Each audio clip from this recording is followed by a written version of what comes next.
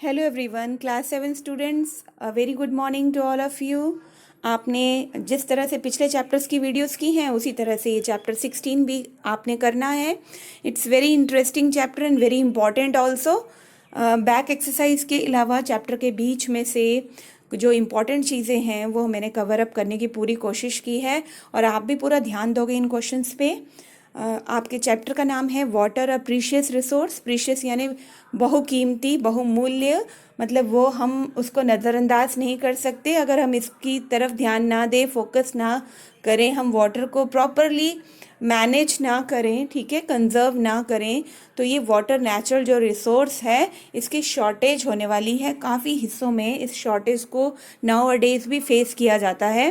तो आइए इस चैप्टर में डिटेल में हम पढ़ेंगे why water is considered as a precious resource. Okay, let's start. Question number 1 is when did the world water day celebrate, यानी वर्ल्ड वाटर डे कब सेलिब्रेट किया जाता है? बेटा वो सेलिब्रेट किया जाता है 22 मार्च को। ओके, 22 मार्च को एवरी ईयर पूरे वर्ल्ड में जो लोग हैं वो वर्ल्ड वाटर डे सेलिब्रेट करते हैं। आपके स्कूल्स में भी बहुत सारे कॉम्पिटिशन्स होते हैं जिसमें आप पार्टिसिपेट करते हो। सेव वाटर के पोस्टर्स बनाए जाते हैं, स्पीच की जाती है, डेक्लामेशन कंटेस्ट होता है, टीचर्स आपको अवेयर करते हैं।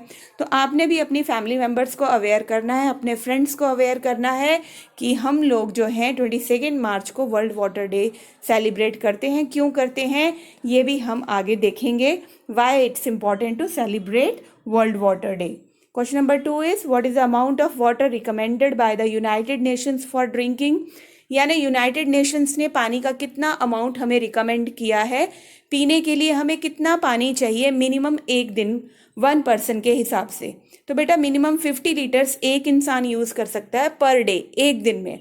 इसका साफ साफ मतलब ये है कि अगर आप 50 लीटर से ज़्यादा पानी यूज़ कर रहे हो तो आप पानी को वेस्ट कर रहे हो, you are wasting the water. तो लिमिट आपको यूनाइटेड नेशंस ने दी हुई है, मिनिमम एक इंसान ने एक दिन में 50 लीटर्स यूज करना है वाटर का। Okay, next is question number 3, which year 2003 was observed as, यानी 2003 ईयर की बात करें, हम पास्ट में चले जाओ तो वो हमने किस तरह से मनाया था। ये आपका जीके का क्वेश्चन है, the international year of fresh water. क्योंकि आपके जो चैप्टर में कंटेंट में इसको दिया हुआ है तो इसे याद करना from the point of view of exam, और आपके जो जीके अवेयरनेस है उसके रिगार्डिंग भी आपको ज़रूरी है पता होना कि हमने international year of fresh water बनाया था ताकि हम लोगों को अवेयर कर सकें इस नेचुरल रिसोर्स के लिए। कुछ बच्चे जो है ना वो स्क्रीनशॉट्स लेकर काम कर लेते हैं, this is very bad, because जो टीचर की एक्सप्लेनेशन है that is very very important for you people. Okay, तो हर क्वेश्चन की एक्सप्लेनेशन सुना कीजिए, उसके साथ आपको एक्स्ट्रा क्वेश्चन भी प्रिपेयर हो जाते हैं, साथ साथ में एक्स्ट्रा बातें भी पता चल जाती हैं, और जब आपका कंसेप्ट क्लियर होता है तो आप उस चीज़ को कभी नहीं भूलते। तो फिर से ध्यान से सुनेंगे, 2003 को हम international year of fresh water हमने मनाया था। क्यों मनाया था? फ्रेश वाटर क्या होता है? ड्रिंकिंग वाटर, ठीक है। एक सलाइन वाटर होता है जिसमें सॉल्ट का अमाउंट ज़्यादा होता है, और फ्रेश वाटर जो होता है उसमें सॉल्ट का अमाउंट ज़्यादा नहीं होता। ओके, तो इसीलिए मैं बार बार कहती हूँ एक्सप्लेनेशन सुनना ज़रूरी है, because you don't know what is fresh water. 7th class के बच्चे से पूछो ना कि फ्रेश वाटर क्या होता है तो वो ताज़ा पानी बोल देता है उसको, उसके लिए बस उसका हिंदी अनुवाद ही उसको आता है। बट नो, फ्रेश वाटर होता है पोर्टेबल वाटर जो हम लोग यूज़ करते हैं फॉर ड्रिंकिंग, वॉशिंग, बाथिंग। हम लोग सलाइन वाटर यूज़ नहीं कर सकते जिसमें सॉल्ट की कंसंट्रेशन होती है। अब आप बोलोगे फ्रेश वाटर के सोर्सेज कौन से हैं, तो हमारे घरों में जो टैप्स में आता है that is fresh water, Pond's में फ्रेश वाटर होता है, रिवर्स में, लेक्स में फ्रेश वाटर होता है। लेकिन जो हमारे ओशंस हैं, सी वाटर है, वो सलाइन वाटर होता है, उस पानी को हम लोग यूज़ नहीं कर सकते, उसमें सॉल्ट्स होते हैं। ओके, तो हमने मनाया था 2003 में international year of fresh water, जो कि बहुत कम है अर्थ के ऊपर, 0.2% ही फ्रेश वाटर अवेलेबल है। क्वेश्चन नंबर 4 है हमारा, what is water table. Water table की बात की गई है आपके चैप्टर में। तो बेटा अंडरग्राउंड अगर हम डिग करते जाएं, गड्ढा बनाते जाएं, तो ऐसी जगह भी आएगी जहां पर ऐसी स्पेस भी आपको मिलेगी डिग करने पर कि जहां जो सॉइल पार्टिकल्स हैं, आपके मिट्टी के कण हैं, उनके बीच में जो गैप्स हैं रॉक्स के बीच में, उसमें पानी है, ठीक है। तो जब आपको ऐसी स्पेस मिले तो उसका जो अपर लेवल है जिसके नीचे ये सब कुछ है रॉक्स के अंडर गैप्स के अंदर वाटर है, सॉइल्स में पानी है, मॉइस्चर है, तो उस अपर लेवल को हम कहते हैं वाटर टेबल, कि यहाँ से नीचे पानी है, ठीक है। That upper level is known as water table. Now what is infiltration? तो ये वर्ड है इनफिल्ट्रेशन का, the process of seeping of water. Seeping क्या होता है? सिप सिप करके, जैसे हम पानी पीते हैं ना, वैसे ही सिप सिप करके अर्थ भी पानी पीती है, ठीक है। तो अर्थ की सरफेस पर ऐसे धीरे धीरे पानी का एब्जॉर्ब होना, इसको सीपिंग ऑफ वाटर कहते हैं, ठीक है। तो इसी प्रोसेस को हम नाम देते हैं infiltration. So what is infiltration? The process of seeping of water into the ground is called infiltration. Next question is question number 6, what is aquifer? Aquifer क्या है? ग्राउंड वाटर को जब हम स्टोर कर लेते हैं between the layers of hard rock below the water table, that is known as aquifer. यानी ground water की बात की जा रही है, स्टोर्ड फॉर्म में है वो पानी, ग्राउंड वाटर यानी अंडरग्राउंड, ठीक है। धरती के नीचे हमें दिख नहीं रहा, वहाँ पर हार्ड रॉक्स के बीच में पानी जो स्टोर्ड है below the water level, water level वाली, वाटर टेबल वाली लेयर के नीचे, तो उस पानी को, स्टोर्ड पानी को हम बोलते हैं aquifer. Okay, I think now it is clear to all of you.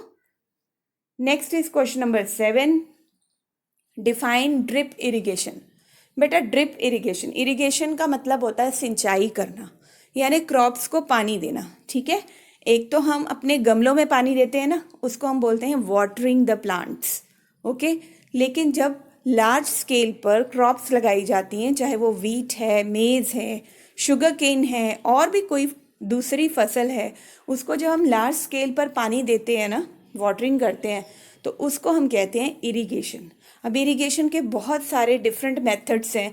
Tubewell से भी पानी की सिंचाई होती है, रेन वाटर से भी होती है। Rain water is the major source of irrigation in India.